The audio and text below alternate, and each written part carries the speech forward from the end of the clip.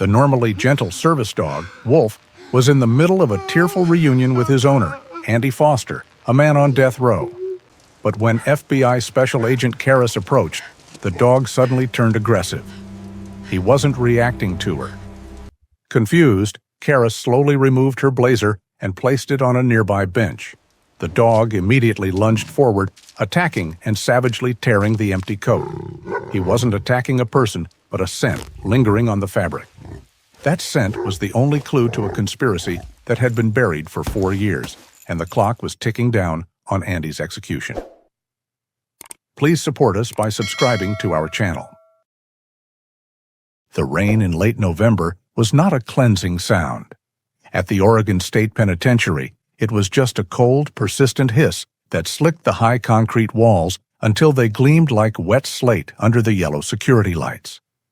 Inside maximum security, on the block reserved for the state's worst, the sound was a dull whisper, a constant reminder of the damp chill that lived in the cinder blocks. In solitary confinement, cell 113, Andy Foster sat on the edge of his steel bunk. He was dressed in the mandatory, brightly colored orange jumpsuit that signified his status. The fabric was stiff, smelling of industrial soap, and it hung loosely on his frame.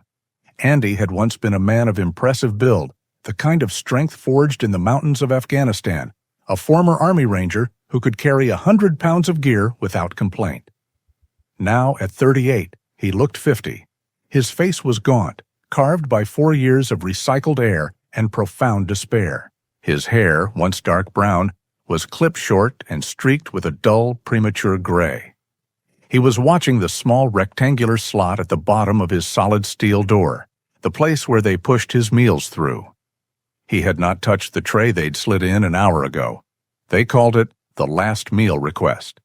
He had asked for nothing, so they had sent the standard offering: steak, potatoes, a slice of apple pie. It was a grotesque mockery of ritual, and the smell of the cooked meat turned his stomach. Andy Foster was a man who had perfected the art of hopelessness. Hope was a vulnerability. It was the thing that broke you, the hook that caught in your throat and dragged you back from the quiet numbness that was his only refuge. He had spent 4 years, 1,460 days, meticulously dismantling any trace of it. He had lost the appeals. He had lost his voice, speaking only in monosyllabic necessities to guards. He had lost himself. In 48 hours, the state of Oregon would finish the job. The sound of footsteps approaching his cell was different this time. It was not the heavy, rhythmic tread of the guards on their rounds. These were lighter, quicker steps, the sound of hard-soled dress shoes on the polished concrete floor. They stopped directly outside his door. There was the sharp sound of a key sliding into the heavy lock, followed by a loud, metallic clang as the deadbolt was drawn back. The door swung open with a heavy groan. Standing in the doorway was Warden Miles Donovan. Donovan was a man on the visible edge of retirement. He was in his early 60s, with a full head of gray hair combed neatly to the side. His face was a map of institutional stress, but his eyes, though tired, were clear and sharp. He wore a pressed suit and tie, his badge clipped precisely to his breast pocket. He ran his facility with a rigid adherence to procedure, a pragmatist who saw no value in unnecessary cruelty, but no room for sentimentality. He looked at Andy, then at the untouched tray of food on the floor. "Mr. Foster," Donovan said, his voice flat and professional. He held a slim folder in his hand. "Please stand."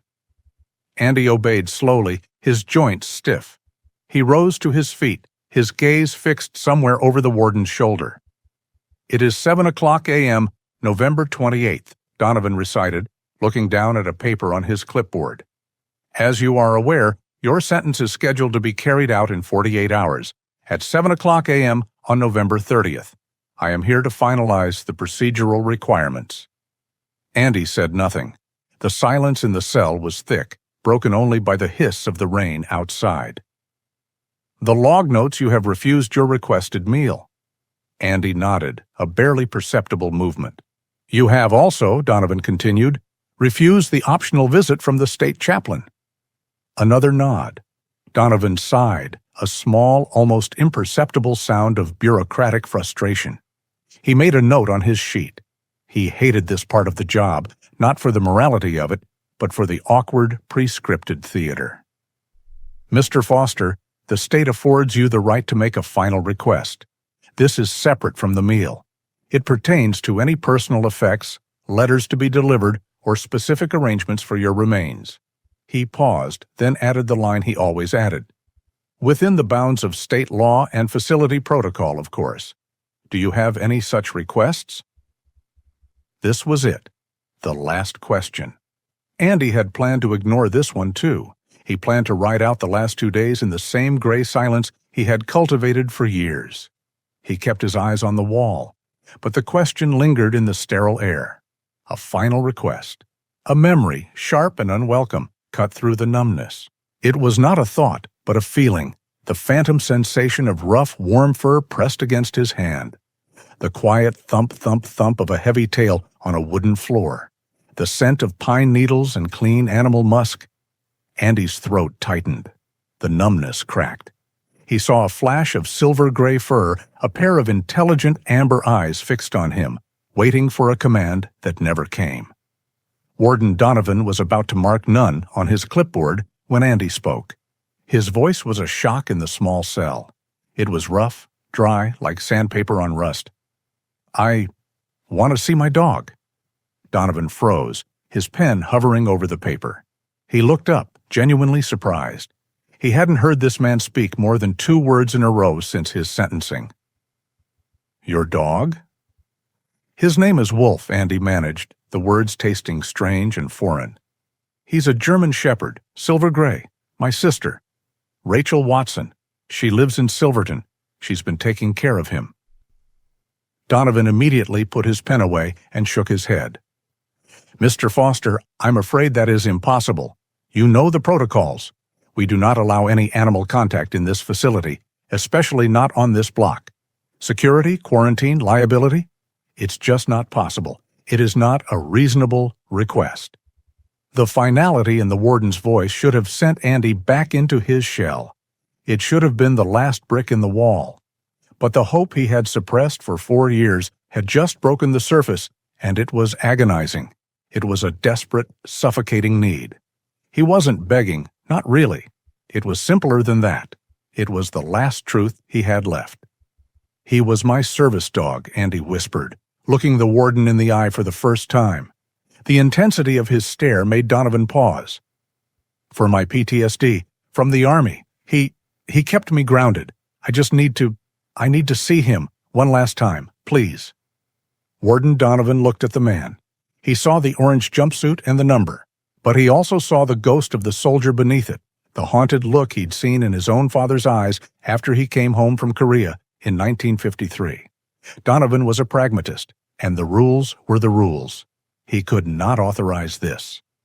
I cannot approve this request, Foster, Donovan said firmly.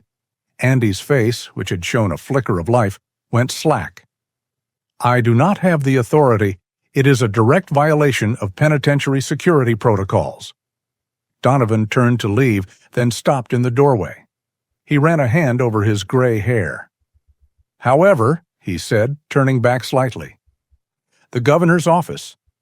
Their legal counsel sometimes reviews specific humanitarian considerations, especially for documented veterans.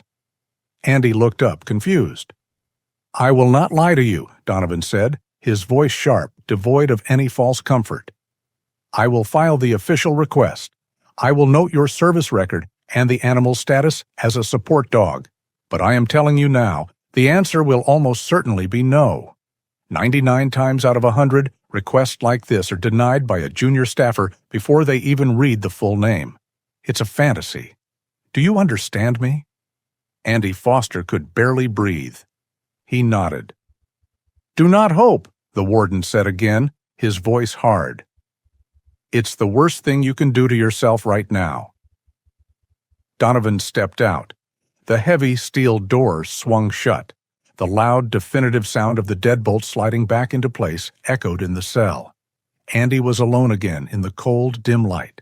He sank back onto his bunk, his hands trembling. For 4 years, he had successfully felt nothing. Now, with only 48 hours left, Miles Donovan had just forced him to hope, and it was the cruelest torture of all. The rain that slicked the walls of the state penitentiary in Salem was falling just as hard 30 miles south, turning the fields outside Silverton, Oregon, into a cold, dark marsh. The small farmhouse, its white paint peeling in the damp, was the only structure for half a mile. It was a place teetering on the edge of solvency, held together by the stubbornness of its sole occupant. Inside the kitchen, Rachel Watson sat at a worn oak table, her world reduced to the harsh glow of a single overhead bulb. She was 34, but looked older, the kind of exhaustion etched into her features that sleep could not fix. Her dark brown hair, the same color as her brother's, was pulled back in a simple, functional ponytail.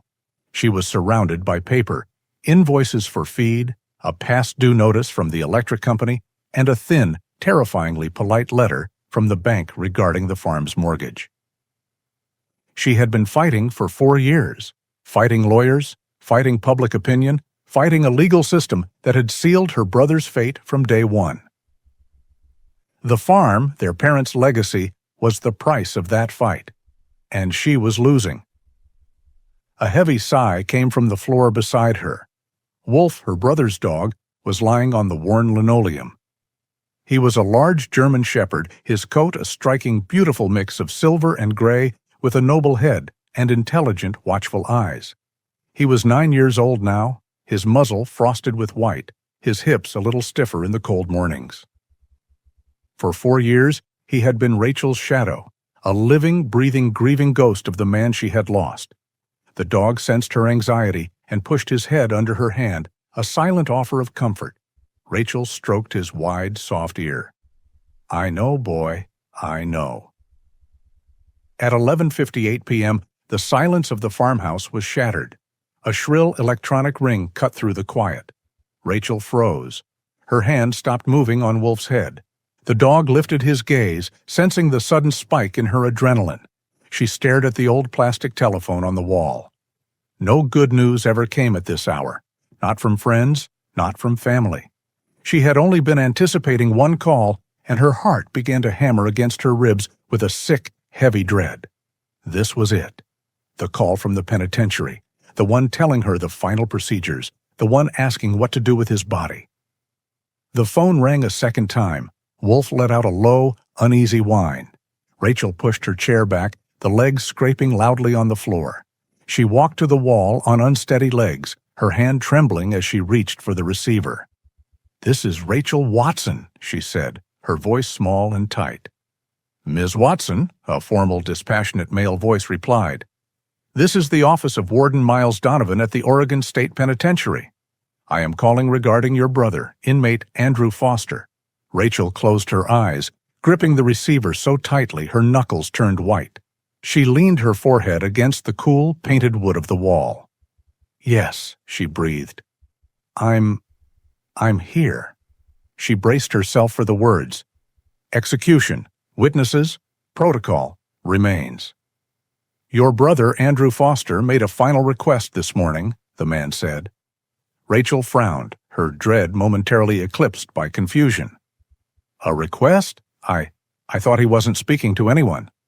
"He was not," the man confirmed, "but he made one today. He has requested a visit with his dog, a German shepherd named Wolf." The air left Rachel's lungs in a silent rush. Of all the things she had prepared for, this was not one of them. Not a priest, not a last word with her. He had asked for his dog.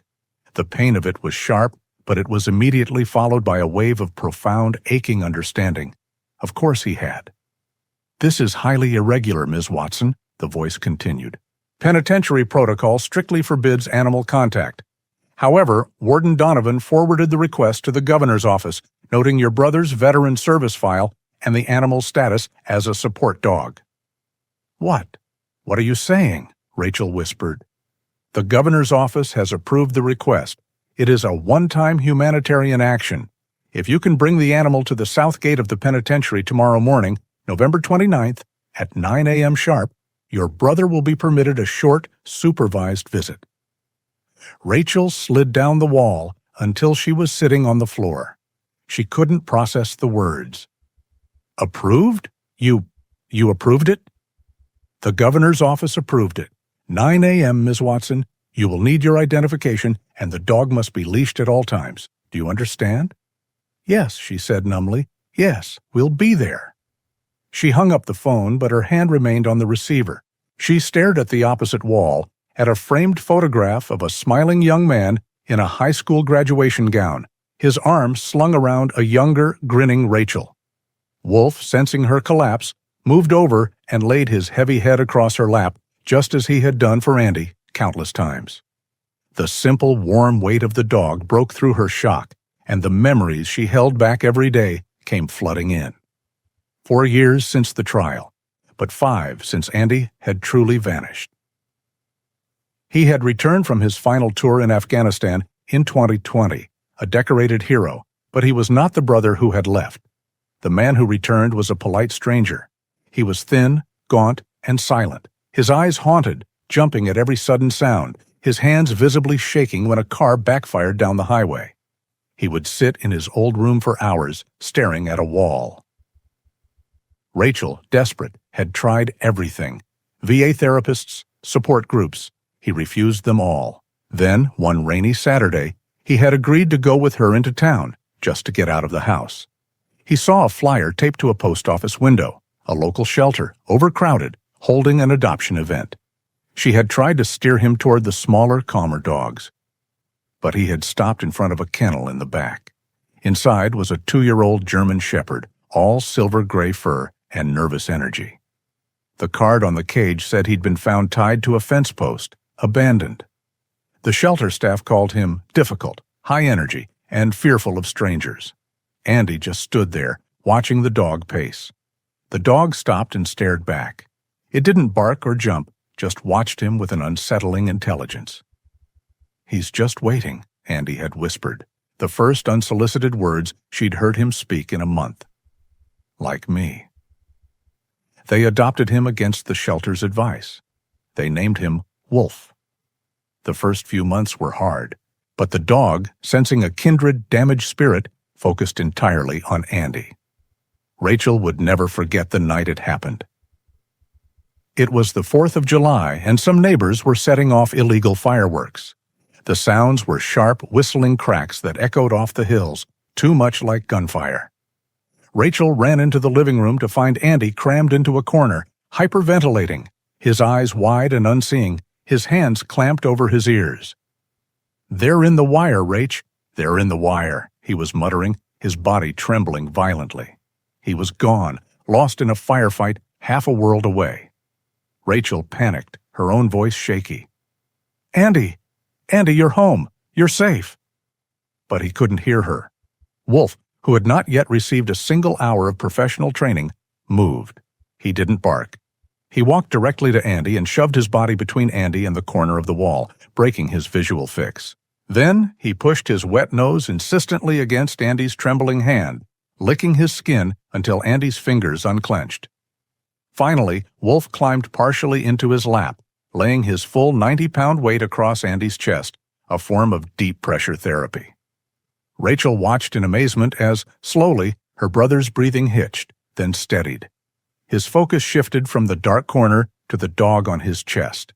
His hand, no longer clenched, found the dog's thick fur. I'm okay," Andy had whispered, his voice catching. He brought me back." After that, they were inseparable. Wolf learned to sense the panic attacks before they even started, intervening with a nudge or a whine. He was the anchor that kept Andy Foster tethered to the world. Until the night Nathan Goodman was killed and the police came to the farm. Now, in the cold kitchen, Rachel pulled herself to her feet. The exhaustion was gone, replaced by a cold, grim determination. This wasn't hope. Hope was a luxury she couldn't afford. This was a duty, a terrible, final duty. She looked down at the old dog, who was watching her with an almost human understanding. "Okay, Wolf," she whispered, her voice breaking on his name. "We're going to see Andy." 200 miles north, in the sterile gray-carpeted offices of the FBI's Portland field office, the rain was just an annoying tap against the sealed, double-paned windows. Special Agent Lena Karras sat at her desk, a stark island of organized efficiency in the quiet hum of the open-plan office.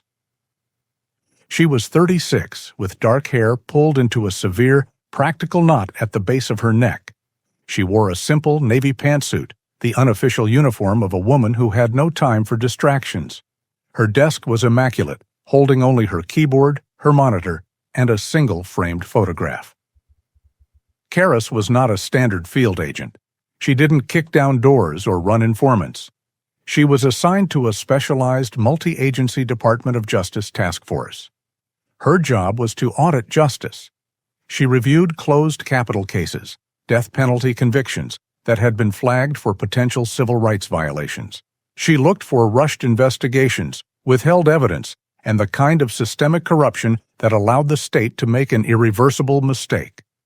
Her monitor was split into two windows. On the left was the official case file, State Bisu Foster, Andrew. On the right was the long, desperate, and surprisingly detailed complaint history filed by the defendant's sister, Rachel Watson, alleging misconduct by the Marion County Sheriff's Department. Karras had read hundreds of such files.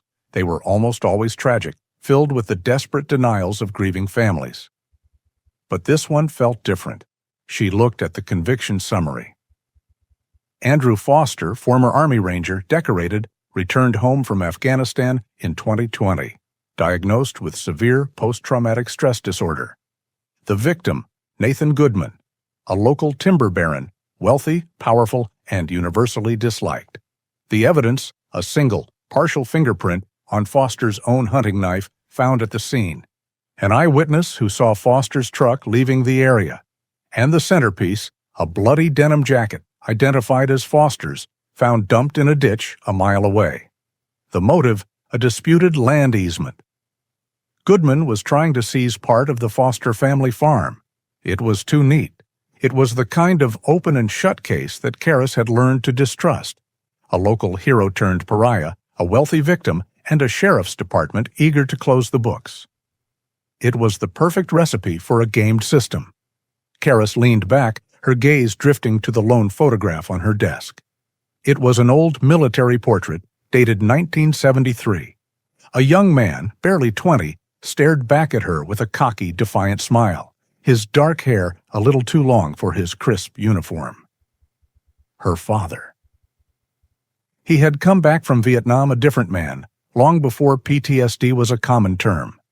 He was a ghost at his own dinner table, a man who saw threats in shadows and betrayals in the nightly news. He, too, had been dismissed by the world as damaged goods.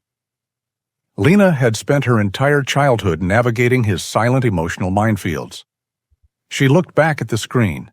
Andy Foster, PTSD, a convenient scapegoat. This case wasn't just a file. It felt personal. It was the kind of injustice her father always swore was lurking just beneath the surface. She closed the file. The execution was in less than 48 hours. If she was going to find anything, she had to move. She grabbed her credentials and her coat. She wasn't going to the prison, not yet. She was going to the one place that never lied, the evidence locker. An hour later, Karras was standing in the climate-controlled chill of the Marion County Evidence Warehouse. The air smelled of dust, old paper, and the faint, sweet odor of decay. A bored-looking clerk, a man in a polo shirt named Davies, pushed a logbook toward her. "Gonna need you to sign for access, ma'am. Federal or not, county rules." Karras signed the book. Case 734B, State versus Foster. I need to inspect item 4A, one denim jacket. Davies sighed, annoyed by the paperwork. That case is closed, archived 4 years ago. It's an active DOJ review, Karras said, her voice flat and cold. Please get the item. Muttering, the clerk disappeared into the high-ceilinged shelves. He returned a few minutes later, wheeling a cart. On it was a large, semi-transparent plastic bag, sealed with thick yellow evidence tape dated 2021. Inside, she could see a dark blue garment. "Here you go," Davies said. "You can look at it. Can't take it without a court order." "I don't need to take it," Karis said, pulling a pair of nitrile gloves from her pocket. "I need to inspect it. Please open the seal."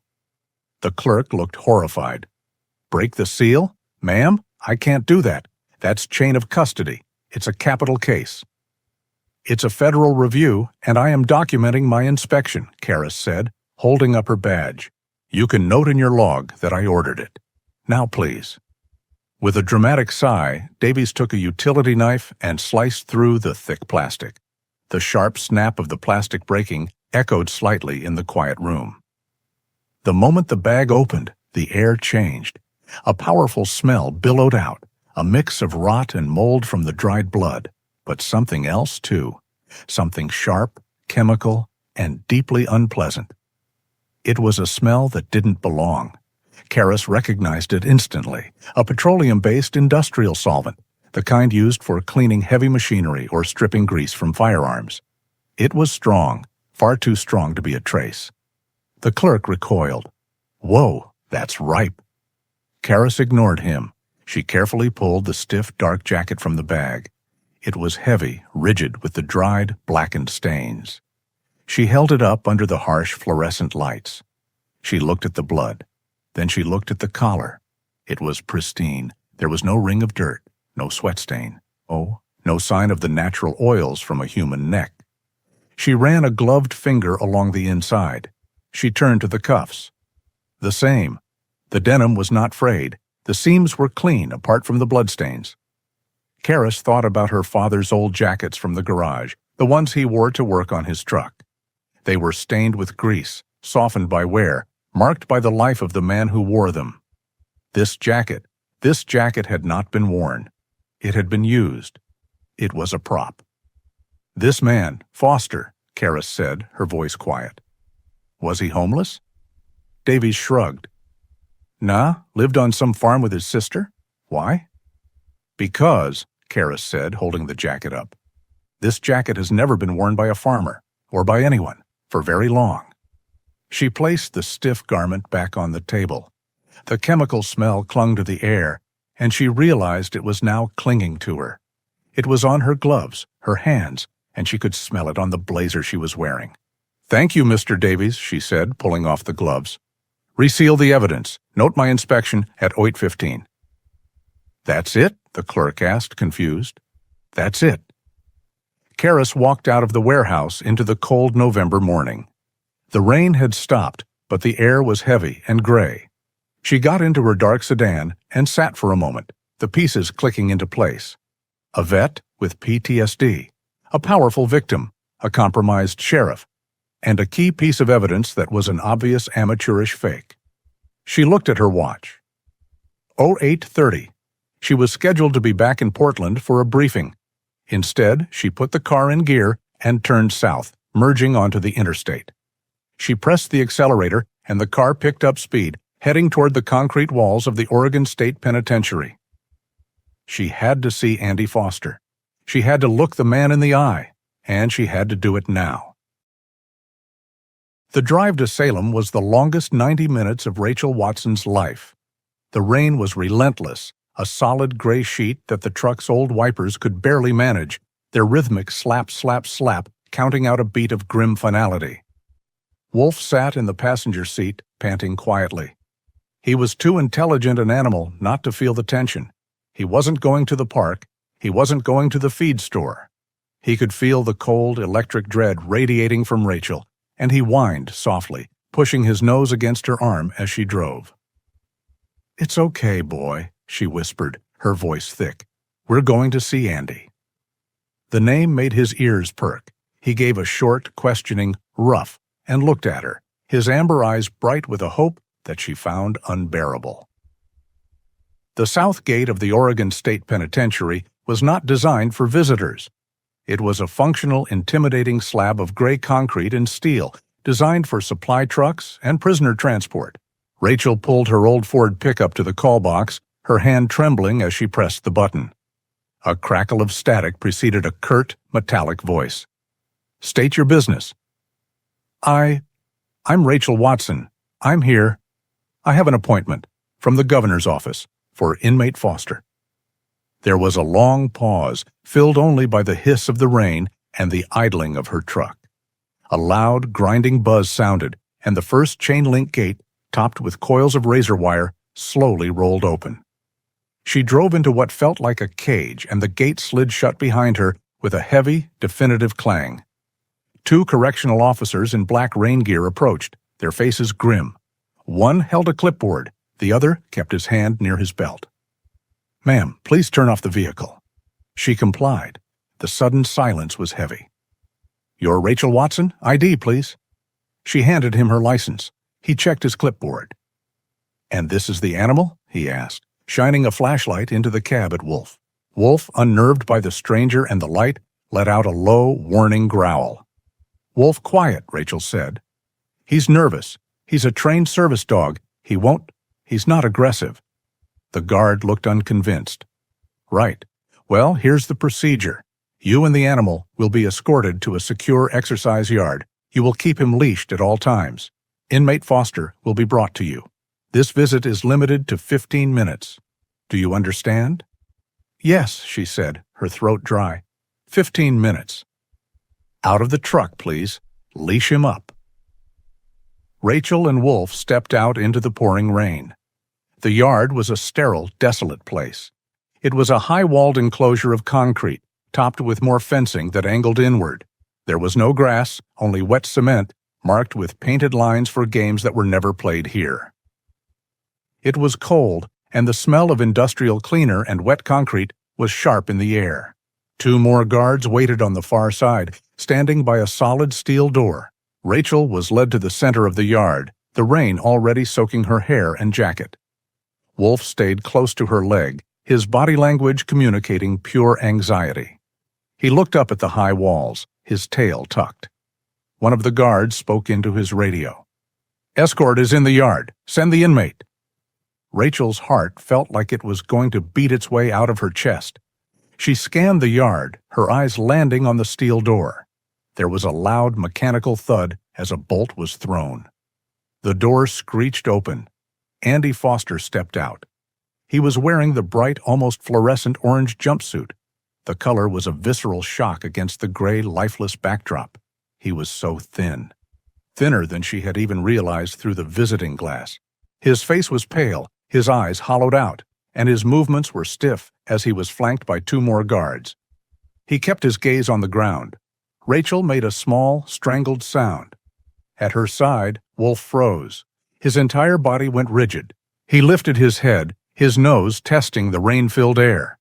He looked past Rachel, his eyes locking onto the small group of men walking across the yard. He saw the orange figure. A single, sharp bark of pure recognition tore from Wolf's chest. Andy's head snapped up. His eyes, dull and lifeless a second before, widened in disbelief. "Wolf?" he whispered. The dog lunged. He hit the end of the leash with such force that it was ripped from Rachel's hand. "Wolf, no!" she cried. But it was too late. The guards tensed, one reaching for his belt, but the dog was not attacking. He was a silver-gray streak across the wet concrete. In 3 seconds, he covered the 50 feet separating them. Andy didn't even have time to brace himself.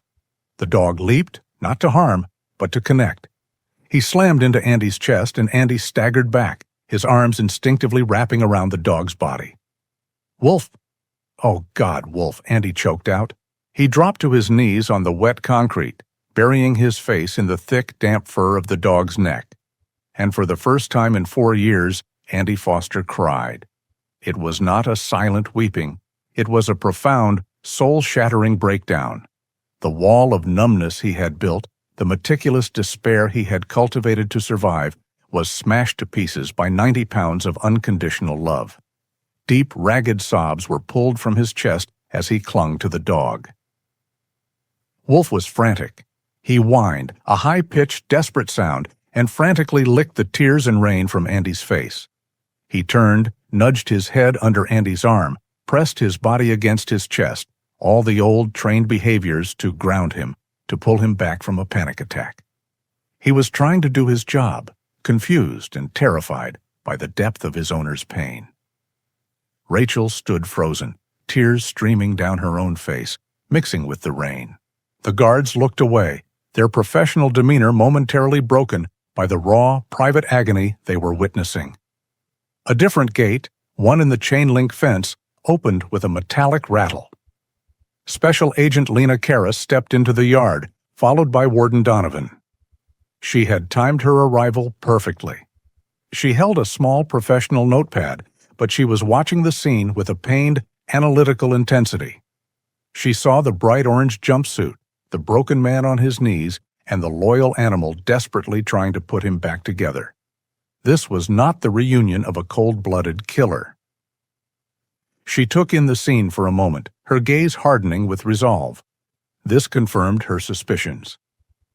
She gave a slight nod to Warden Donovan. Karras walked forward, her shoes making quiet steps on the wet cement. She stopped a respectful 10 feet away. "Mr. Foster," she said, her voice calm and clear, but not unkind. "My name is Special Agent Karras. I'm with the FBI. I need to ask you a few questions."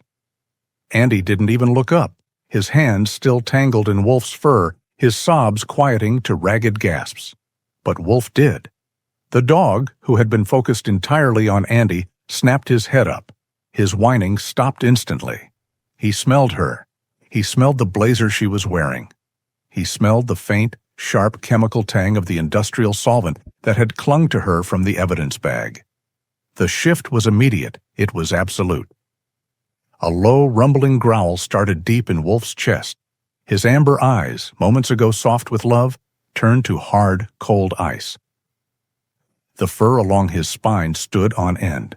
He rose from Andy's lap and planted himself firmly between the kneeling man and the approaching agent. "Wolf?" Andy whispered, confused, his hand on the dog's back. Karras took one more step. That was the mistake. Wolf's growl exploded into a series of short, aggressive, threatening barks. He bared his teeth, the rain dripping from his black gums. This was not the behavior of a service dog. This was the protective aggression of an animal facing a direct and recognized threat. "Wolf, no!" Rachel yelled, running forward. "Down! What are you doing?" The dog ignored her. He ignored Andy's hand on his back. His entire body was rigid, trembling with a violent, focused rage, his eyes locked only on Karras. Karras froze, her hand slightly raised. She was not afraid. She was processing. The dog was not reacting to her as a stranger. It was reacting to her as an enemy. The guards in the yard now had their hands firmly on their belts, their casual posture gone.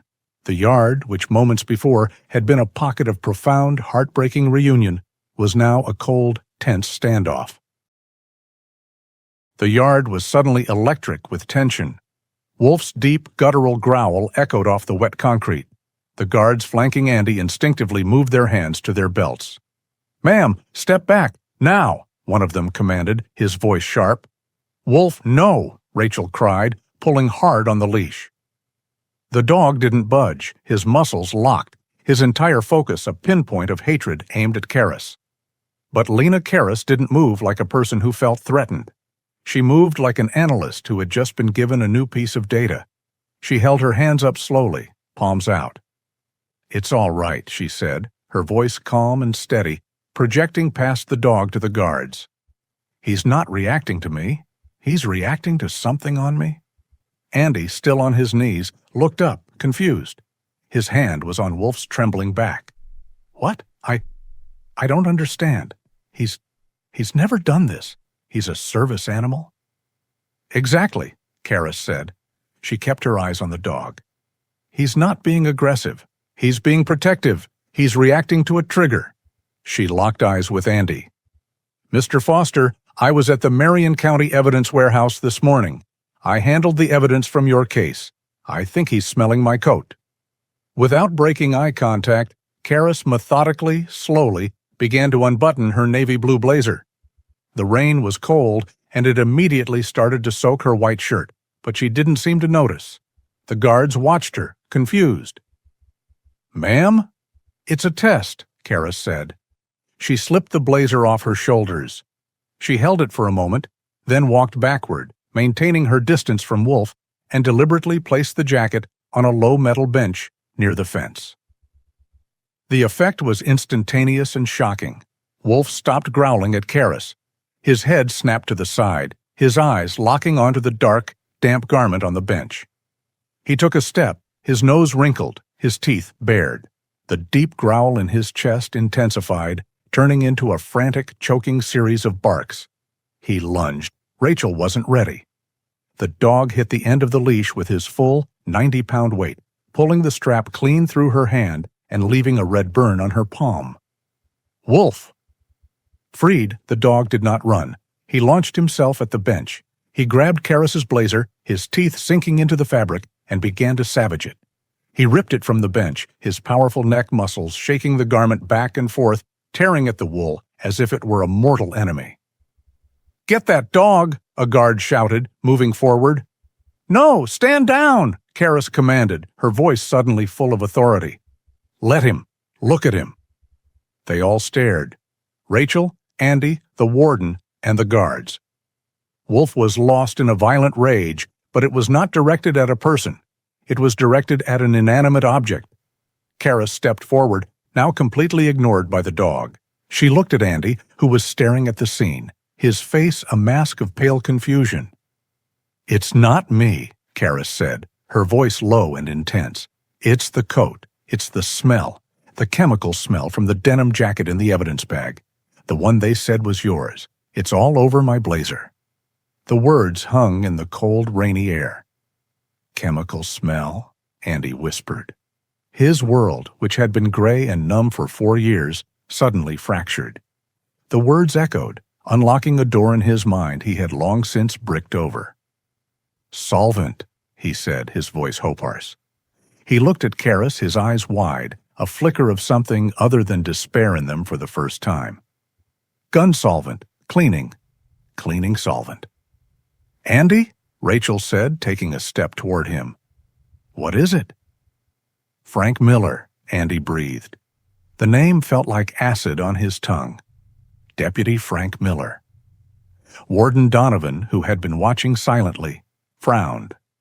"Miller? He was one of the arresting officers." He reeked of it," Andy said, the memory coming back in sharp, painful fragments. "All the time. He had a workshop, rebuilt old engines," he said. "He always smelled like chemicals, like that jacket." Andy's gaze dropped to Wolf, who was still growling, though his attack on the blazer had lessened. Then the final piece of the memory slammed into place, so vivid it stole his breath. "He kicked him," Andy whispered, his voice cracking with a fresh 4-year-old pain. "He was there, the night they arrested me. He kicked Wolf. He kicked my dog." The prison yard dissolved.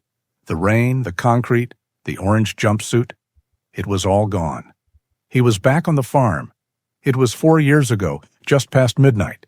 He was in his truck, parked by the barn, the engine cold. He hadn't been drinking, not that night, but he was disoriented from lack of sleep, his PTSD riding him hard. Then the world exploded in light. Flashing red and blue lights painted the barn, the trees, the house in strobing, terrifying flashes. Gravel crunched as multiple vehicles came up his drive. The truck door was ripped open. "Andy Foster, get out of the vehicle! Hands up!" It was Sheriff Doyle, his face grim. And behind him stood Deputy Frank Miller. As Miller reached in to grab Andy's arm and haul him out, the smell hit him. It was overwhelming, a pungent, oily chemical wave of solvent. It was so strong, it made Andy's eyes water. "What's going on?" Andy yelled, confused, shielding his eyes from the spotlight. "You're under arrest for the murder of Nathan Goodman." The words made no sense, but before he could even process them, a silver-gray shape bounded off the farmhouse porch. It was Wolf, barking, not attacking, but moving to protect, just as he had been trained. He ran toward the flashing lights, trying to get to Andy, trying to insert himself between his master and the men who were shouting. Miller turned, annoyed. "Get this damn dog back, Doyle." Wolf, focused on Andy, didn't see the deputy move. He only felt the impact. Miller, a big man in heavy boots, didn't hesitate. He drew back his leg and delivered a brutal, full-force kick to the dog's ribs. A sharp, high-pitched yelp of pure pain cut through the night. Wolf tumbled back onto the wet grass, his body folding around the blow. "Wolf!" Andy roared, a surge of adrenaline cutting through his confusion. He lunged at Miller. That was all they needed. Two other deputies tackled him, slamming his face into the wet gravel. Resisting arrest. As they cuffed his hands behind his back, Andy looked up. He saw Wolf scrambling to his feet, whimpering, a raw fear in his eyes Andy had never seen before. And he saw Frank Miller standing over the dog, his hand on his weapon. The deputy was looking down at Wolf, and he was smiling. The sensory memory was seared into Wolf's brain, a perfect traumatic link. The man, the violent shouting, the smell of gun solvent, the blinding pain, the threat to Andy. Back in the prison yard, Andy was shaking uncontrollably. He was on his hands and knees, the cold rain plastering his orange jumpsuit to his skin. He wasn't crying from despair. He was shaking with a rage he hadn't felt since his time in the army. "He kicked him," Andy said again, looking up at Karras, his eyes no longer hollow. They were burning. He was smiling. Karras looked at him, then at the shredded, muddy blazer on the ground. She looked at Wolf, who had returned to Andy's side, his body still trembling, a low growl still vibrating in his chest as he glared at the ruined coat. She knew. It wasn't just a theory anymore. The denim jacket was a plant.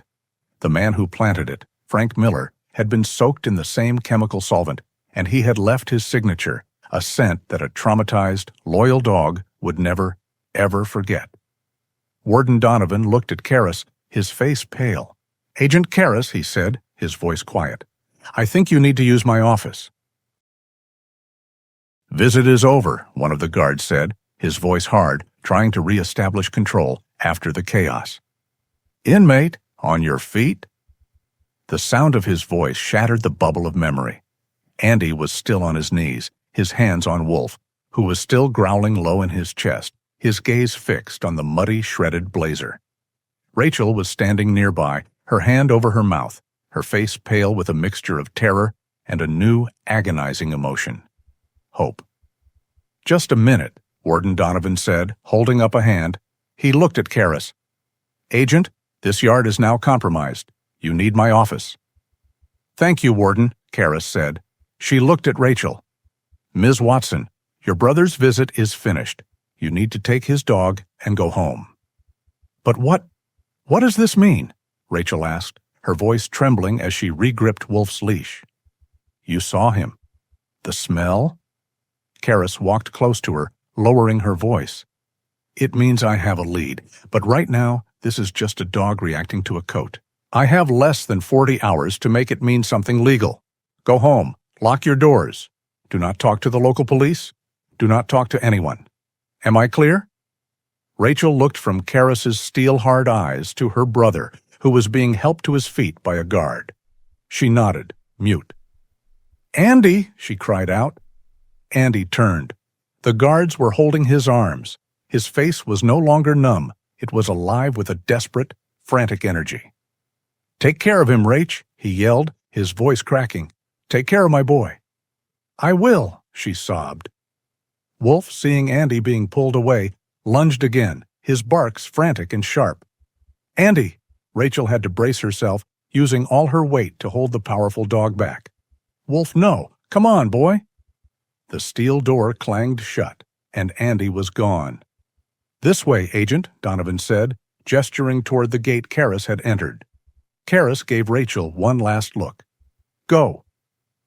Rachel was left alone in the concrete yard, the rain cold on her skin, clinging to a 90-pound animal that was vibrating with adrenaline and grief, the only living proof of her brother's innocence.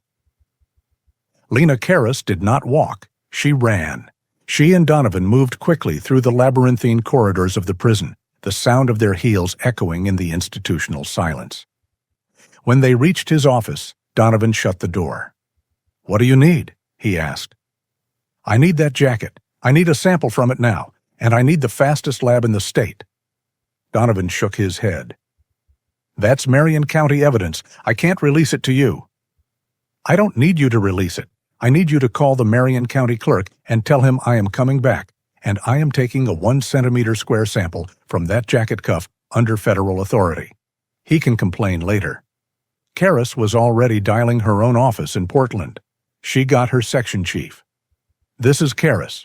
I need the Quantico lab on standby. No, I don't have time for Quantico. Get me the head of the Portland Crime Lab. I don't care that it's county. Get me Dr. Chen. Tell him I am invoking the DOJ task force priority. I have a sample from a capital case. Execution pending in 39 hours. I want a full gas chromatography mass spectrometry run. I want every chemical on that fabric identified by 3 o'clock. She hung up and looked at Donovan, who was already on his own phone, arguing with the evidence clerk. Thank you, Warden, she said, cutting him off. I have to go. What will you do? He asked. Drive, she said. Faster than I'm supposed to. The drive from Salem back to the Marion County warehouse was a blur of rain and flashing wipers. She got the sample, arguing for 10 minutes with the terrified Clerk Davies until she threatened to arrest him for obstructing a federal investigation. She snipped a small square of the stained denim cuff, bagged it herself, and was back in her car. The next leg from Marion County to the Portland FBI field office was 90 miles. The rain beat a frantic rhythm on the windshield, a perfect match for the hammering in her chest. She was fighting the clock. She was fighting a system that had already decided. She thought of her father, of his quiet, simmering anger at a world that had betrayed him. She felt that same anger now, cold and pure. She arrived at the Portland lab just before 1 p.m. Dr. Marcus Chen, a small, precise man with thinning hair and an immaculate white lab coat, was waiting for her. He did not look happy. Agent Karis, he said, skipping any pleasantries.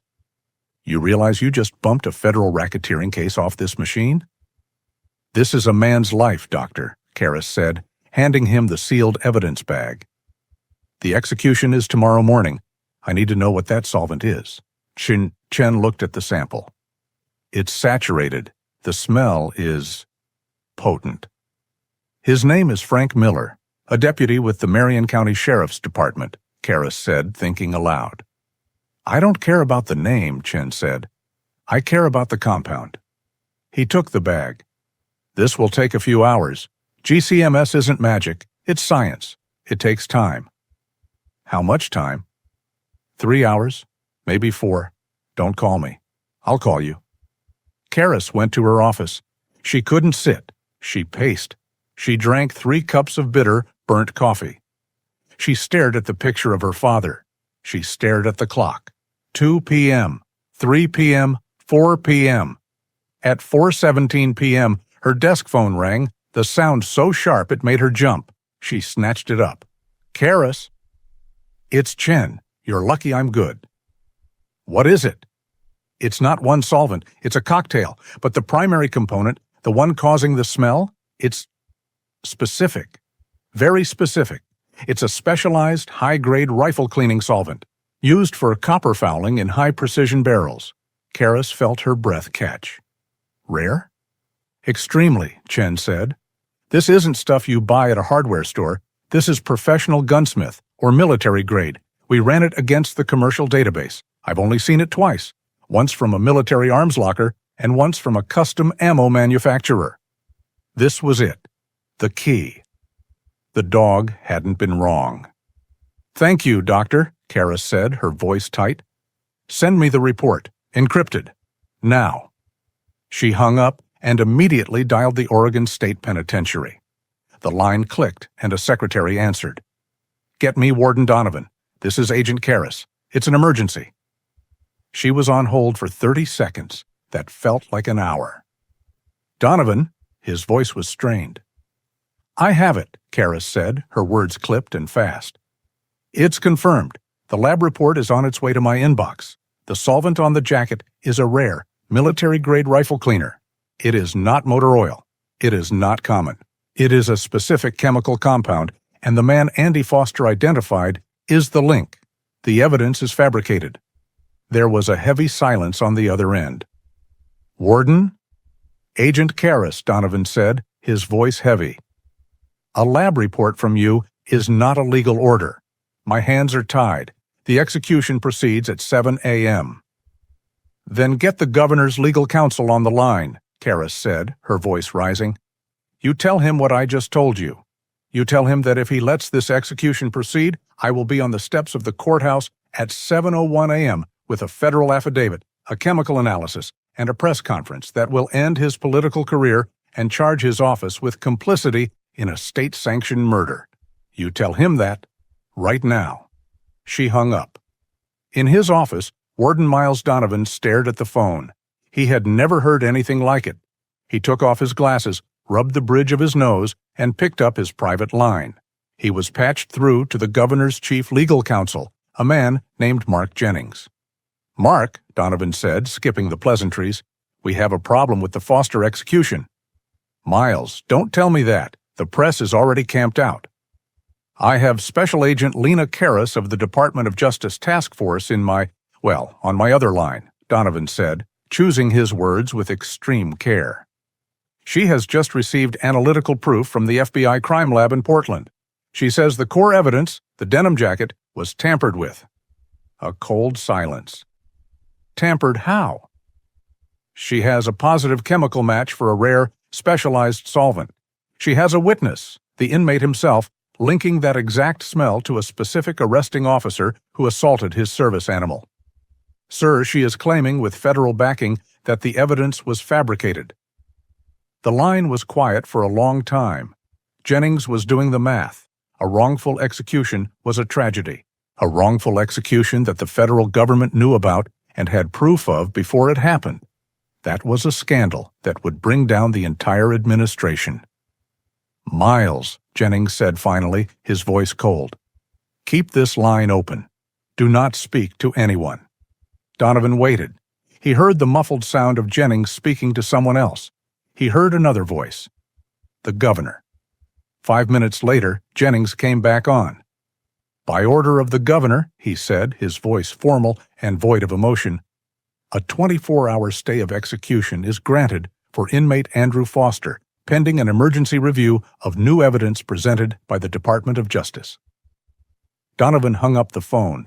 He sat for a moment, the silence of his office heavy around him. He then buzzed his deputy.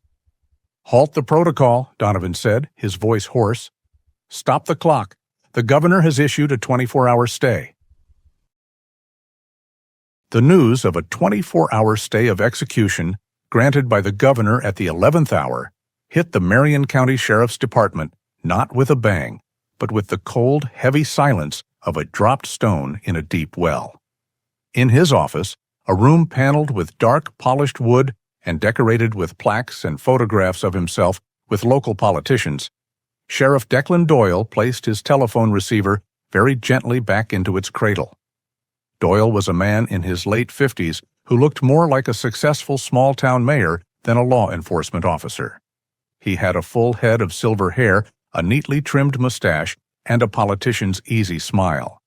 He wore a crisp, tailored uniform, but his real armor was the air of folksy, unassailable authority he had cultivated for 2 decades. Right now, that armor was showing a crack. He had just gotten off the phone with the district attorney, who had been apoplectic, shouting about federal overreach and last-minute theatrics.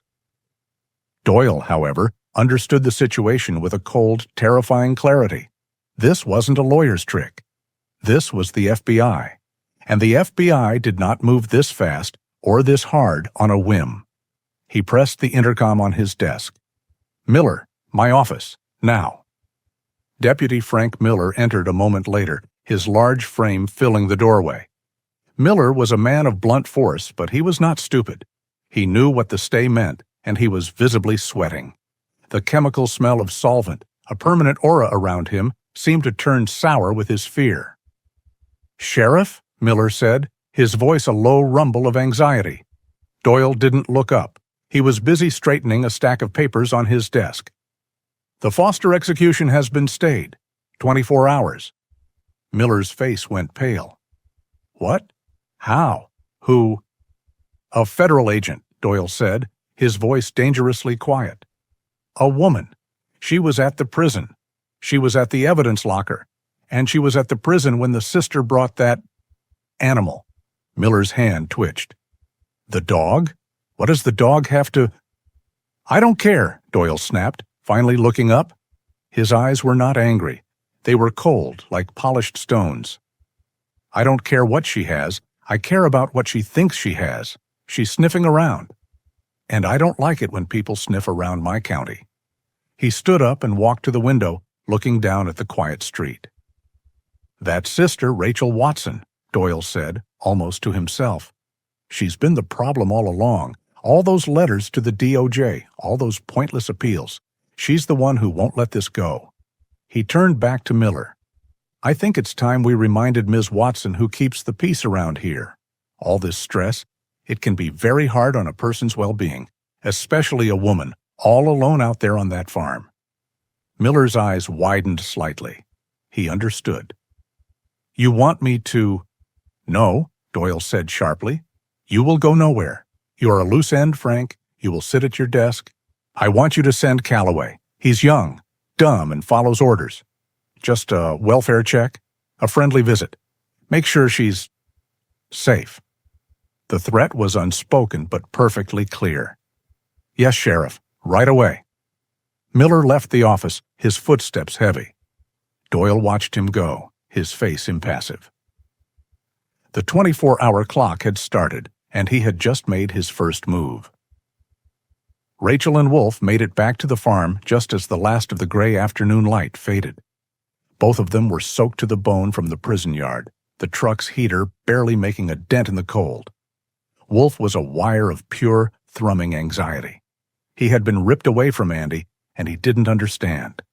He paced the kitchen, whining, his claws clicking on the linoleum. He would go to the front door, sniff, then run to the back, as if expecting Andy to appear. Rachel was in a different kind of hell. She sat at the kitchen table, the same spot where she had received the call, her wet jacket still on. The prison had given her something she hadn't had in 4 years. Hope, and it was excruciating. It was a physical sickness, a tight burning coil in her stomach. What if Karis found nothing? What if the 24 hours just ran out? The thought was so terrifying that she gasped, her hands clenched into fists. It was then that the headlights swept across the kitchen windows. A vehicle was coming up their long gravel drive. Wolf stopped pacing. He ran to the front window, and a furious, deep-throated series of barks erupted from his chest. This was not a friendly sound. This was a territorial alarm. Rachel's heart leaped into her throat. She ran to the window and peered out. It was a Marion County Sheriff's patrol car. "Oh no," she whispered. A deputy she didn't recognize, young and broad-shouldered, got out of the car. He adjusted his belt and strolled to the porch, his flashlight beam playing over the front door. A loud, heavy pounding on the door echoed through the small house. Rachel Watson! Wolf was losing his mind, lunging at the door, trying to get to the threat. "Wolf, quiet! Hush!" Rachel yelled, her voice shaking. She dragged the dog back by his collar. She opened the door just a few inches, her body blocking the opening. The deputy shined his light in her face. "Ma'am, Rachel Watson?" he asked, his voice overly polite. He had a thick neck and a blank, placid face. This was Deputy Calloway. "Yes? What do you want?" "Just doing a welfare check, ma'am," Calloway said, his gaze drifting past her into the house. "We heard there was some excitement in Salem today regarding your brother, Sheriff Doyle. He just wanted to make sure everything's all right out here. You being all alone and all must be an awful lot of stress on you." The threat was as clear as if he'd shouted it. He was telling her they were watching. He was telling her she was alone. "I'm fine, Deputy," Rachel said, her voice trembling but cold. "You can go. You can." "All right then," he said with a small, unpleasant smile. He lingered for a moment, his eyes scanning the property. "You have a good night, ma'am. Stay safe."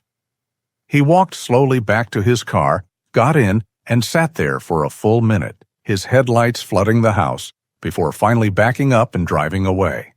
The moment the taillights disappeared, Rachel slammed the door and locked the deadbolt. Her back slid down the wood until she was sitting on the floor, hyperventilating. This wasn't a check. This was a warning. Doyle was scared. She fumbled in her wet jacket pocket and found the small business card Karis had pressed into her hand before she left the prison. She scrambled for her phone, her fingers barely able to dial the number. In Portland, Karis was in her office, her desk lit by a single lamp, surrounded by monitors. Her phone buzzed. It was the private number. Karis? Agent Karis? This is Rachel Watson. They were just here. Rachel's voice was a high, terrified whisper. A deputy. He came to my house. He threatened me. Karis sat bolt upright. What did he say, Rachel? Tell me exactly. Rachel repeated the conversation, her voice shaking. He said, Sheriff Doyle wanted to make sure I was safe out here, all alone. Karis's blood ran cold. Lock your doors, Rachel. Do you have a weapon? My father's old rifle, in the closet. Get it. Keep it nearby. They won't come back tonight. They've made their move. What does it mean? It means Doyle is scared, Karis said, her voice hard as steel.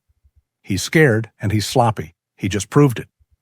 She hung up and immediately dialed the cell phone of a federal judge. Your Honor, this is Agent Karis. I apologize for the hour. I have a credible active threat against a material witness in a DOJ capital case review. The threat was delivered by the Marion County Sheriff's Department. I need an exigent circumstances warrant for the full financial records of Deputy Frank Miller. Yes, sir. Immediately. She got the warrant. For the next 6 hours, Karis worked. She ran the warrant through the Financial Crimes Enforcement Network, pulling every bank record, every loan application, every credit card statement tied to Frank Miller for the last 5 years. The hours ticked by. 10 p.m., midnight, 2 a.m. Back on the farm, Rachel was lost in a storm of her own fear. The house was too quiet. The clock on the wall was too loud. Every creak of the old farmhouse made her jump. The hope that had flared up in the prison yard was now a roaring fire of terror. The 24-hour clock was not a lifeline. It was a countdown. She began to spiral, her breathing becoming shallow, her vision tunneling. She was having a full-blown panic attack, her hands shaking so badly she couldn't hold a cup of water. Wolf, who had been lying by the door, got up. He had been watching her. He felt the change in her, the sharp, acidic scent of her panic. He walked over, and as Rachel sat shaking at the table, he pushed his cold, wet nose under her trembling hand. She didn't respond. He whined, a low, soft sound. Then he nudged her arm, harder this time. When she still didn't move, he did what he was trained to do. He pushed his way into her space, put his 2 front paws on her lap, and laid his heavy head and body across her chest. The sudden, warm 90-pound weight was a physical shock. It broke the feedback loop in her brain.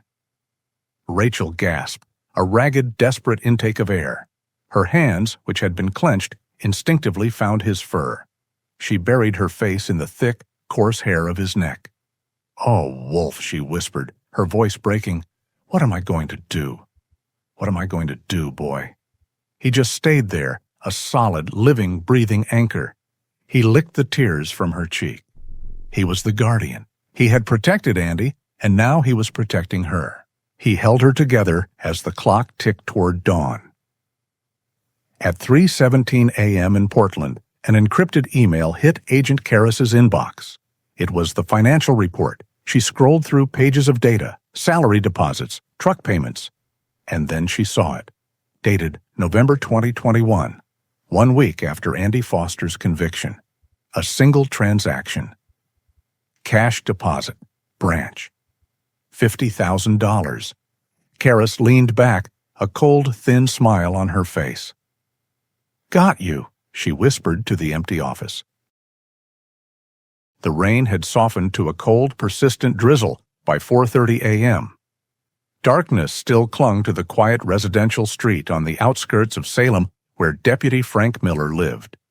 His house was a simple, single-story ranch, its lawn cluttered with defunct project cars covered in tarps. Lena Karis did not come alone. She was backed by 2 other agents from the Portland field office, their dark sedans parked silently at the curb, cutting off any retreat. This was not an inquiry. This was the collection of a witness. Karras, wearing her dark blazer, walked up the cracked concrete path and delivered a loud, authoritative pounding on the front door. Lights flashed on inside. They heard the sound of heavy footsteps, then the rattling of a chain. The door opened a few inches, and Frank Miller's large, sleep-swollen face appeared in the gap. He was in a gray t-shirt and boxers, his eyes bloodshot and confused. "Miller?" he grumbled. "What the hell is this?" Kay Karras held up her badge to the weak porch light. "Special Agent Lena Karras, FBI. We need to talk, Deputy Miller. May we come in?" The blood drained from Miller's face. He knew who she was. The entire department knew she was the reason for the stay of execution. He looked past her, saw the other 2 agents, and his panicked gaze confirmed everything she needed to know. He was a cornered man. He opened the door. The house smelled stale, with the ever-present sharp tang of gun solvent and old coffee. "My kitchen," he muttered, pulling on a pair of jeans he grabbed from the floor. Karras followed him in. The other agents remained at the door, silent and imposing.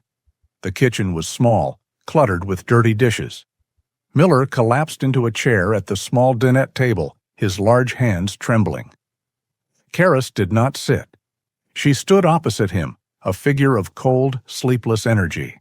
She placed her briefcase on the table and opened it. She took out 2 items. First, she slid a single piece of paper across the table. It was a bank statement.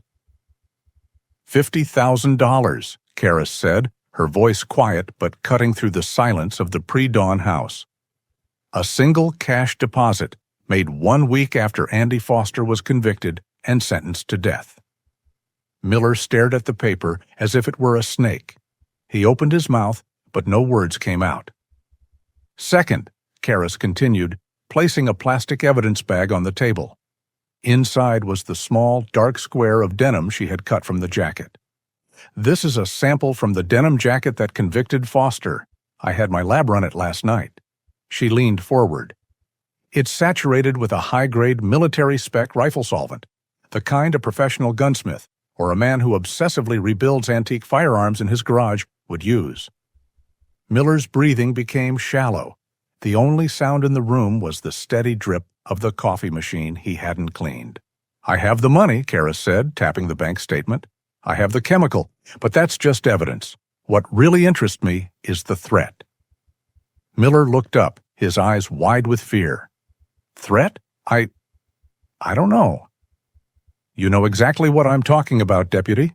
You know that Sheriff Doyle is so scared of what I'm finding that he sent a patrol car to Rachel Watson's farm last night. A welfare check. He sent a uniformed officer to intimidate a federal witness." Karras paused, letting the implication sink in. "He's getting sloppy, Frank. He's panicking. And when men like Declan Doyle panic, they start cleaning up loose ends." She leaned in closer, her voice dropping to a whisper. "And Frank, you are the biggest, loosest end he's got." Miller's composure shattered. He put his head in his large, greasy hands. "Oh, God," he whispered. He said he'd handle everything.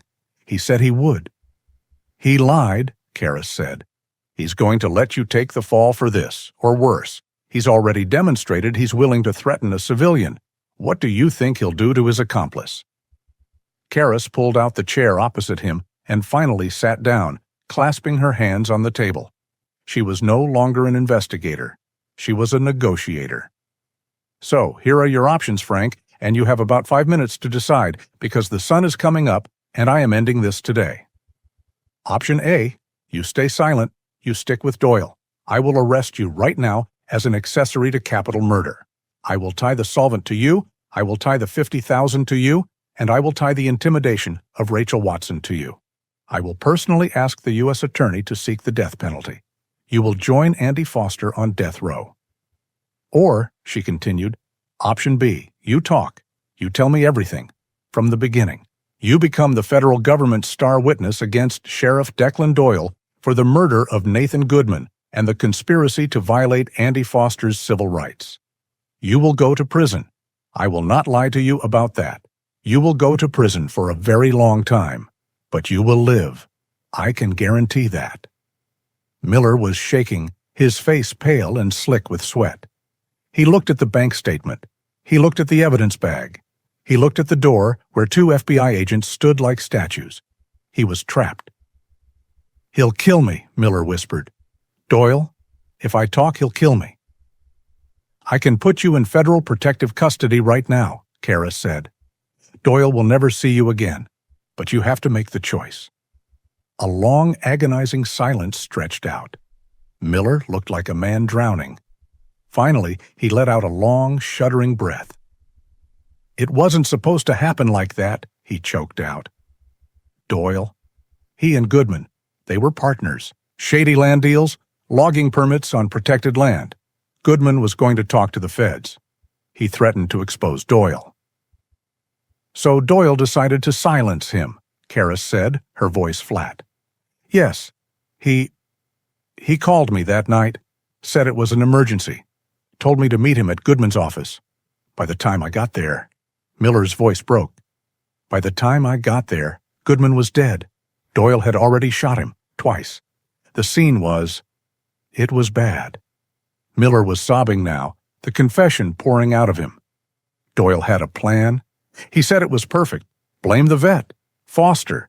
Everyone knew he was a mess, drinking, the PTSD. Doyle hated him, said he was a time bomb. "The frame-up," Karras pressed. "How?"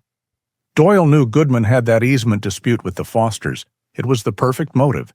We'd taken Foster's hunting knife from his truck a few days earlier. Doyle had me do it, just in case." "And the jacket?" Karras asked, her heart pounding. This was the final piece. "That was my job," Miller whispered, his face ashen. "Staging the scene. I had to make it look like Foster did it. I had a spare jacket in the trunk of my patrol car, an old denim one. It's my work jacket for when I'm working on my guns. It always smells like solvent." "You used your jacket," Karras clarified. "Yes, I used it. I wiped it in the blood. Then I drove out and dropped it in a ditch on the highway, a mile from Foster's farm.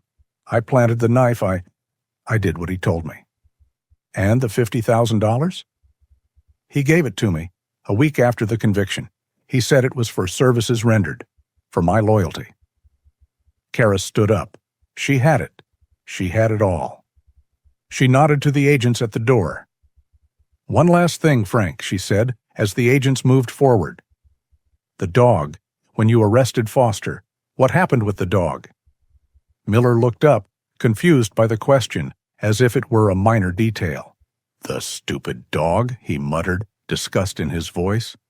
"It came running out, barking, trying to get at us while we were cuffing Foster. It was a menace, so I kicked it. To get it out of the way, I just kicked it." Karras stared at him. This whole house of cards, this entire conspiracy, brought down by one man's casual cruelty. "That kick, Deputy," she said, her voice like ice. "That smell on your coat. That's what just saved Andy Foster's life. And that's what just ended yours." The agents pulled Miller to his feet. "Mr. Miller," Karras said, snapping her briefcase shut, "you are now in federal protective custody. You just saved your own life." She walked out of the house, into the cold gray light of a new day. The 24-hour clock was still ticking, but she finally had the truth. The first weak light of dawn was just beginning to cut through the rain-soaked darkness as Agent Lena Karras, running on pure, uncut adrenaline and 4 cups of coffee, pulled up to the Oregon State Police headquarters in Salem. Frank Miller was in the back of her sedan, his hands cuffed, flanked by the 2 other agents. He was now federal property. Karras didn't have time for jurisdiction. She strode into the OSP building, her badge and the signed confession from Miller acting as a battering ram. She was in the superintendent's office in less than 5 minutes. "Superintendent," Karras said to the gray-haired, uniformed man behind the desk. "I am Agent Karras, DOJ Task Force. I have a signed confession from Marion County Deputy Frank Miller admitting to the fabrication of evidence and conspiracy to frame Andy Foster. He has also implicated Sheriff Declan Doyle in the murder of Nathan Goodman. The OSP superintendent, a man named Cole, steepled his fingers, his face grim. He had read the overnight alerts about the governor's stay. "That's a hell of an accusation, Agent." "It's a confession," Karras countered. "And I have the forensic report from the FBI lab backing it. The execution stay expires at 7 a.m. tomorrow. I don't have time to be polite. I am going to the Marion County Sheriff's Department to arrest Declan Doyle. I am asking for an OSP escort to ensure the transfer is peaceful. Or we can do it the hard way." Cole looked at the confession, then at Karras.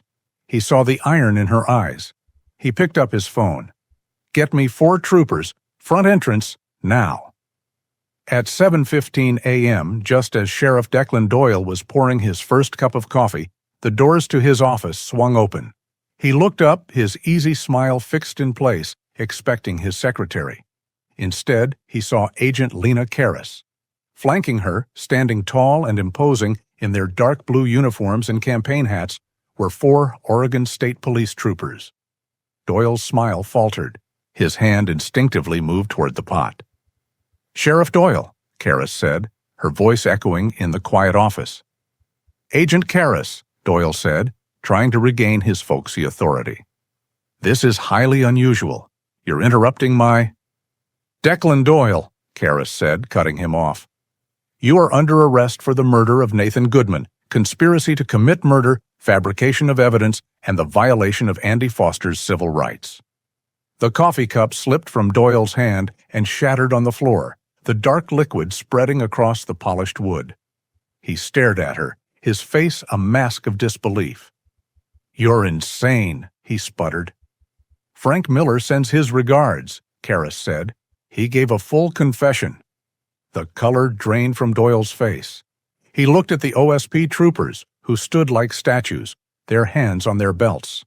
He looked at Karras. He had built his kingdom for 20 years, and it had crumbled in less than 24 hours.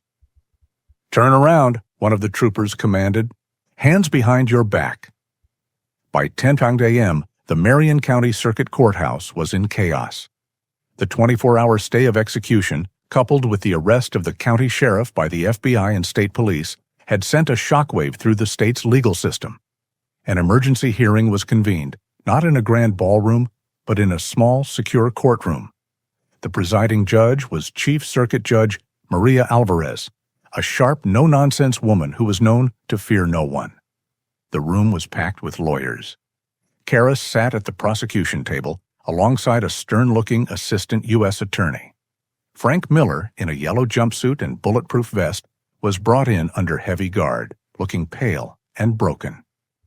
"This court is in session," Judge Alvarez announced, her voice sharp. "I have reviewed the preliminary motion from the U.S. Attorney's Office. This is an emergency hearing to review the conviction of Mr. Andrew Foster. I will hear the new evidence now." The U.S. Attorney stood. "Your Honor, the state's original conviction rested on 3 pieces of evidence: a knife, an eyewitness, and a denim jacket. We are here today to prove that the jacket was a fabrication and the entire case was a conspiracy led by Sheriff Declan Doyle."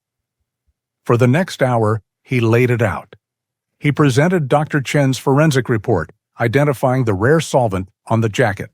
He presented the bank statements showing Miller's $50,000 deposit. He presented the official report of the welfare check on Rachel Watson as proof of ongoing intimidation. "And finally, Your Honor," the attorney said, "we called Deputy Frank Miller." Miller was sworn in. In a low, weeping, often incoherent voice, he confessed to everything. He told the court how Doyle had killed Goodman. He told them how they chose Andy as the scapegoat. "And the jacket?" the attorney pressed. "It was mine," Miller choked out. "From my trunk. It always smelled like the solvent I use for my guns." Karras watched, her face impassive, but her heart was hammering. This was it. When Miller was finished, a heavy, sick silence filled the courtroom. Judge Alvarez looked at the evidence. She looked at the weeping deputy. She looked at the original trial prosecutor, who sat in the gallery, his face as white as paper. She looked up, her face a mask of cold fury. "In my 30 years on this bench," she said, her voice shaking with controlled rage, "I have never seen such a grotesque and profound failure of justice. This was not a mistake. This was a criminal act perpetrated by those sworn to protect." She picked up her gavel. "Based on the overwhelming and conclusive evidence of actual innocence, prosecutorial misconduct, and systemic corruption, this court finds that the conviction of Andrew Foster was secured by fraud. The verdict of guilty is hereby vacated. The sentence is nullified. I am ordering the immediate and unconditional release of Mr. Andrew Foster." She brought the gavel down, and the sharp, definitive rap of the wood echoed through the courtroom like a gunshot. Warden Miles Donovan received the electronically signed court order at 1:52 p.m. He read it twice. He had seen stays. He had seen commutations. He had never in his 30-year career seen an immediate unconditional release from death row. He didn't delegate the task. He walked out of his office, the signed release order in one hand and a simple, folded set of civilian clothes in the other, clothes that had been sitting in Andy's property box for 4 years. He walked the long, green corridors to the solitary confinement block. The guards buzzed him through. Andy Foster was not in his cell. He was in the small adjacent interview cell where he had been moved after the 24-hour stay. He was pacing. He hadn't slept. He was a wreck, vibrating with the agony of hope and the terror of the clock. He had no idea what was happening. He only knew that the visit had been a disaster and that his 24 hours were ticking away. He heard the footsteps. He heard the jangle of keys. The heavy door clicked and a bolt was thrown. Andy froze, bracing himself. Was this it? Were they taking him? Was the stay over? The door swung open. It was Warden Donovan. Andy stared at him, his body rigid, waiting for the verdict. Donovan said nothing. He walked over to the steel bunk. He methodically unfolded the civilian clothes, a pair of faded blue jeans and a dark gray t-shirt, and placed them on the mattress. Then he placed the single sheet of paper, the court order, on top of the clothes. Andy looked at the items. He looked at Donovan. He didn't understand. This was not part of the protocol. "Warden?" Andy's voice was a dry croak. Donovan looked him in the eye. His face was unreadable, but his voice was not unkind. "The hearing is over, Foster. Your conviction has been vacated. The state was wrong." Donovan took a step back toward the door, leaving Andy standing in the middle of the room. "You are free to go, Foster." The door remained open. Andy looked at the clothes. He looked at the open door. He looked back at Donovan. He didn't move. The words, "free to go," they were just sounds. They didn't mean anything. He had spent 1,464 days in this box. His entire world was 3 concrete walls and a steel door. Free? He felt no joy. He felt no relief. He felt a sudden, terrifying vertigo, as if the floor had dropped out from under him. He was numb, paralyzed by a reality that his mind, broken and rewired for survival, could no longer process. He just stood there, staring at the jeans, a ghost in an orange jumpsuit, trapped by an open door. Andy stood, frozen, in the small, gray interview cell. The faded blue jeans and t-shirt on the bunk felt like a costume from a past life. The open door was a gaping, terrifying void. Warden Donovan stood by the threshold, waiting. He saw the paralyzing shock in the inmate's eyes. He had seen it before, though rarely. It was the look of a man who had been caged so long he had forgotten what the sky looked like. "Foster," Donovan said, his voice quiet, but firm. "Did you hear me? You're free. Your sister is waiting." His sister. Rachel. The name was an anchor. Andy looked down at the orange jumpsuit, the color that had defined his existence. Slowly, mechanically, his hands moved. He stripped off the stiff, hated uniform, letting it fall to the floor. The civilian clothes felt impossibly thin, impossibly soft. He pulled on the jeans, the t-shirt. They smelled faintly of laundry soap and cedar, a scent from Rachel's closet. They smelled like home. He sat to pull on his old work boots. They were stiff, the leather cold. "This way," Donovan said. Andy stood and walked, his steps hesitant. He followed the warden out of the cell. For the first time, the door was left open behind him. He walked down the long, green-painted corridor. For 4 years, he had only walked this hall in shackles, his feet shuffling. Now, the sound of his own boots striking the concrete was sharp, loud, and wrong. A guard in a control booth, a man Andy had never seen, looked at the paperwork, then at Andy. He pressed a button. A heavy barred gate slid open with a loud electronic whine. The guard nodded. "Good luck out there." Andy didn't know how to respond. He just kept walking. Donovan led him through the processing area, the same room where they had stripped him, deloused him, and handed him his orange uniform 4 years ago. A clerk, not looking up, handed him a large manila envelope. "Sign here." Andy signed. Inside were the contents of his pockets from that night: a wallet with $24 and an expired driver's license, a set of keys to a truck that was probably long gone, and a small, cracked, folded photograph of himself and Rachel, grinning on a hiking trip. "Agent Karras," Warden Donovan said as Andy pocketed the envelope. "She made sure the media wasn't alerted. She wanted you to have a quiet exit." Andy nodded, still numb. He couldn't form words. They reached the final door. It was solid steel, painted gray. It was not a gate. It was the last wall between the inside and the outside. A guard nodded to Donovan, then inserted a key. A heavy mechanical clunk sounded as the deadbolts were thrown. The guard pulled the door open. A gust of wind hit Andy in the face. It was cold. It was real. It smelled of wet pavement and snow. Andy stopped, breathing it in. It was the first truly fresh air he had tasted in 1,464 days. It was so clean it almost made him cough. "Go on, Foster," Donovan said, stepping aside. Andy took a step, then another. He was outside. He stood on the concrete walkway under a vast gray open sky. It was late afternoon, but the world was muted, hushed. A light, delicate snow was falling, the flakes melting the moment they touched the dark, wet ground. The summary was wrong. The scene wasn't quiet. It was profoundly silent. The only sound was the distant hum of a highway, a sound he hadn't heard in years. He looked around. There were no protesters. There were no news vans. There was only an empty parking lot, save for one vehicle. Parked 100 yards away, just outside the main gate, was a single, battered, dark green Ford pickup. Rachel's truck. Andy started walking. His legs felt unsteady, as if he were on the deck of a ship.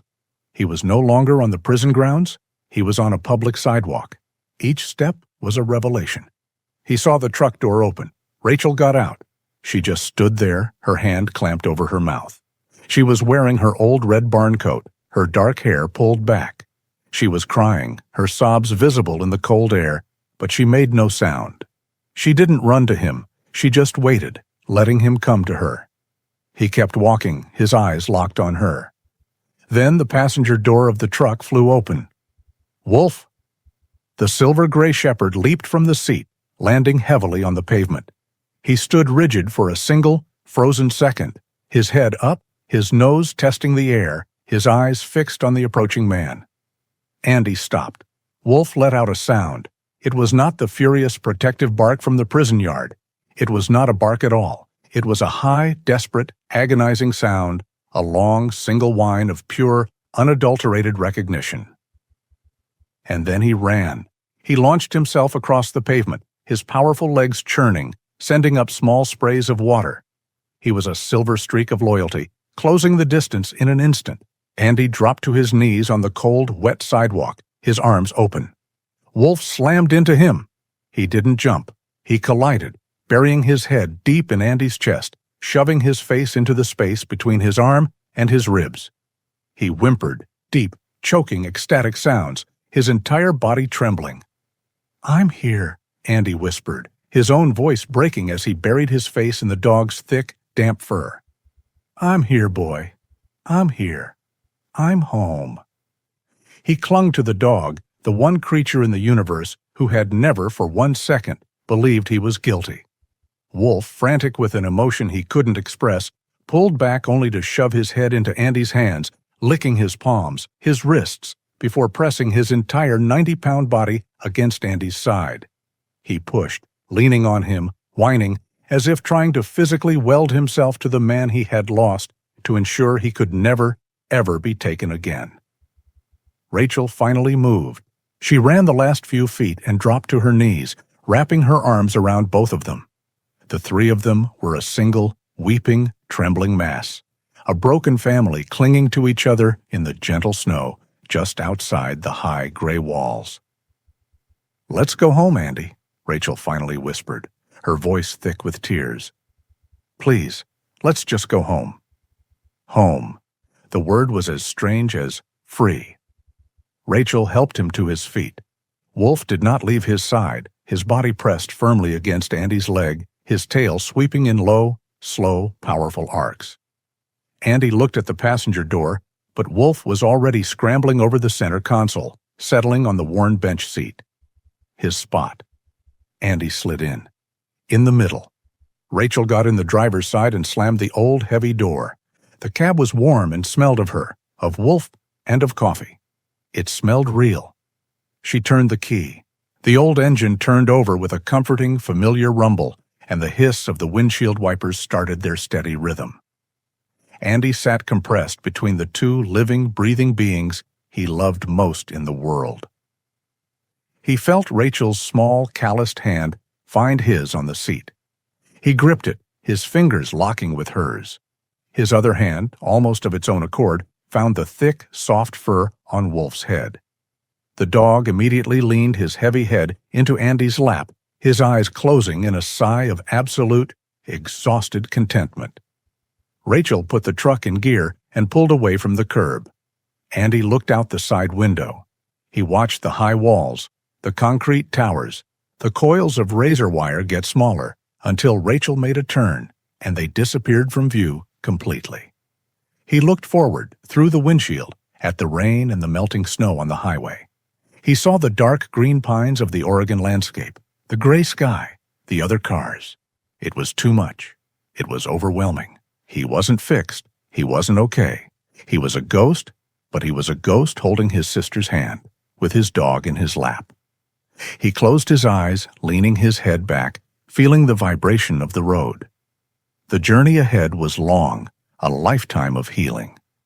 But for the first time in 4 years, Andy Foster was truly, finally, on his way home. This story reminds us that even when human justice falters, loyalty holds a truth that time cannot erase. A dog's love is a memory that never fades, a silent promise to wait, no matter how long the darkness lasts. If this profound bond between Andy and Wolf touched your heart, we invite you to become part of our community. Share your own thoughts on loyalty in the comments below and help us keep these tales alive by liking and sharing this video. The journey doesn't have to end here. Another story is waiting for you right now. Just tap the video that has appeared on your screen to continue.